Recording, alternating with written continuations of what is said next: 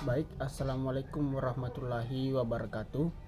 Perkenalkan, nama saya Munawir, NPM 091 0580 421 122, kelas D, semester 4, Prodi Administrasi Publik, Fakultas Ilmu Sosial dan Ilmu Politik, Universitas Muhammadiyah Sidendrin Rapang.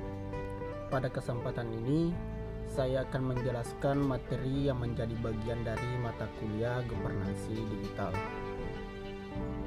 Seperti penerapan good governance pada sektor publik, electronic government, manfaat e-government, dan kerugian pada e-government. Baik, langsung saja ke pembahasan yang pertama, yaitu penerapan good governance pada sektor publik. Penerapan good government pada sektor publik meliputi yang pertama, kualitas pelayanan publik. Pelayanan publik di Indonesia sendiri telah dituangkan dalam Undang-Undang Dasar Republik Indonesia tahun 1945 alinea keempat yang berisikan melindungi segenap bangsa Indonesia dan seluruh tumpah darah Indonesia, memajukan kesejahteraan umum, mencerdaskan kehidupan bangsa, dan ikut melaksanakan ketertiban dunia yang berdasarkan kemerdekaan, perdamaian abadi, dan keadilan sosial. Makna kemajuan kesejahteraan umum dan keadilan sosial inilah yang harus ditanamkan pada pelaksanaan pemberian pelayanan untuk mengajukan kesejahteraan umum seluruh lapisan masyarakat Indonesia agar terciptanya suatu keadilan sosial bagi seluruh rakyat Indonesia. Yang kedua, kepuasan masyarakat. Kepuasan masyarakat tidak hanya diatur oleh sejauh mana kebutuhan bentuk pelayanan secara fisik dapat dipenuhi, akan tetapi sejauh mana juga pelayanan non-fisik dapat terpenuhi. Salah satu contohnya ialah sikap aparatur dalam melayani dengan memperlakukan dengan ramah. Hal ini dapat dilihat dari intensitas hubungan yang terjalin antara pemberian pelayanan dengan sang pemberi pelayanan. Yang ketiga, good governance dalam pelayanan administrasi publik. Good governance adalah suatu penyelenggara manajemen pelayanan pembangunan yang bertanggung jawab, yang sejalan dengan prinsip demokrasi yang efisien, mengurangi tindak korupsi baik dalam lingkup politik maupun administrasi, terutama dalam menjalankan disiplin dan fungsi anggaran, pelayanan sarana dan prasarana. Yang keempat itu pelayanan administrasi dalam keimigrasian. Salah satu lembaga yang menyediakan pelayanan publik dalam bidang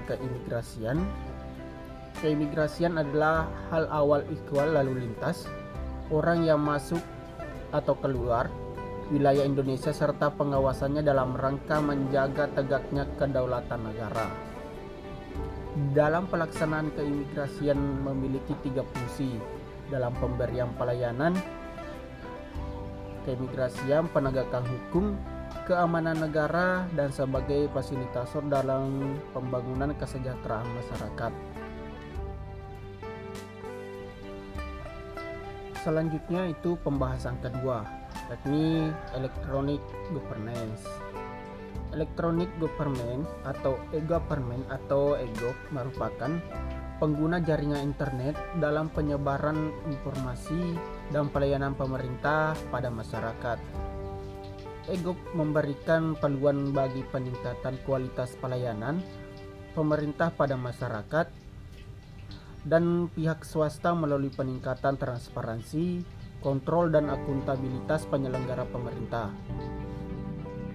Manfaat e-gov dikelola dengan baik akan mampu membuka kesempatan bagi masyarakat untuk berdialog, berpartisipasi, dan termotivasi sebagai mitra pemerintah dalam proses pengambilan kebijakan publik. Selanjutnya pembahasan ketiga, yaitu manfaat e-government. Yang pertama itu pelayanan servis yang lebih baik pada masyarakat. Yang kedua, peningkatan hubungan antar pemerintah. pelaku bisnis dan masyarakat umum. Yang ketiga, pemberdayaan masyarakat melalui informasi yang mudah diperoleh. Yang keempat, pelaksanaan pemerintah yang lebih efisien. Yang kelima, teknologi informasi dan komunikasi yang dikembangkan oleh pemerintah atau yang disebut e-government membuat masyarakat semakin mudah dalam mengakses kebijakan pemerintah, sehingga program yang dicanangkan pemerintah dapat berjalan dengan lancar.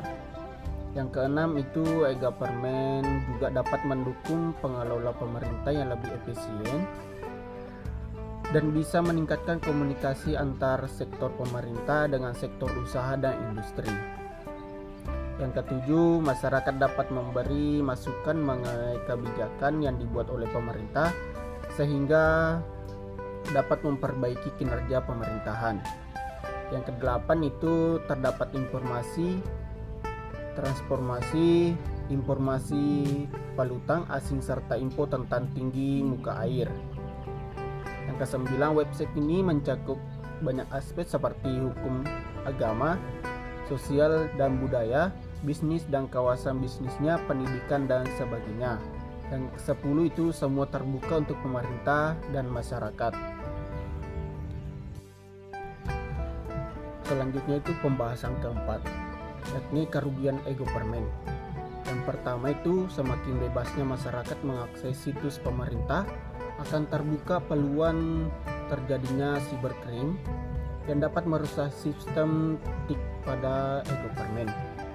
Yang kedua, kurangnya interaksi atau komunikasi antara administrasi atau pemerintahan dengan masyarakat karena e-government dibuat saling berinteraksi antara pemerintah, masyarakat, dan pihak lainnya yang berkepentingan.